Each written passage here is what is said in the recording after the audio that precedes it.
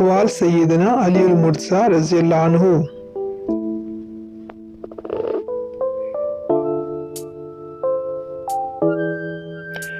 आलिम का फिसल जाना किसी कश्ती के टूट जाने की मानद है कि वो खुद भी गर्क़याब हो जाती है और इसमें सवार हो या मौजूद हो उसे भी डुबो देती है।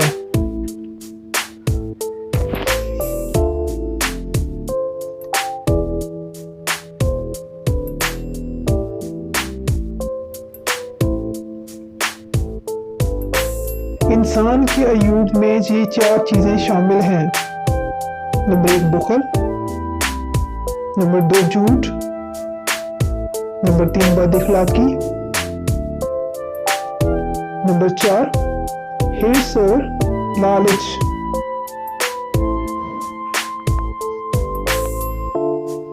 दूसरों के अयूब पर पर्दा डालो। ये अल्लाह का और उन इंसानों का आपस का मामला है।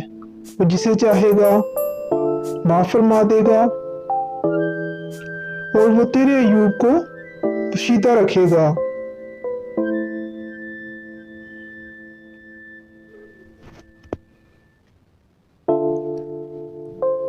खुशी की घड़ियां वो हैं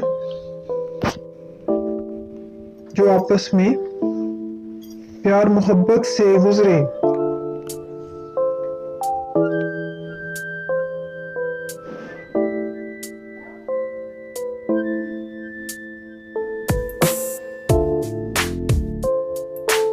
मोमिन, बाहया, सही, परहेजगार और यकीन कामिल रखने वाला होता है।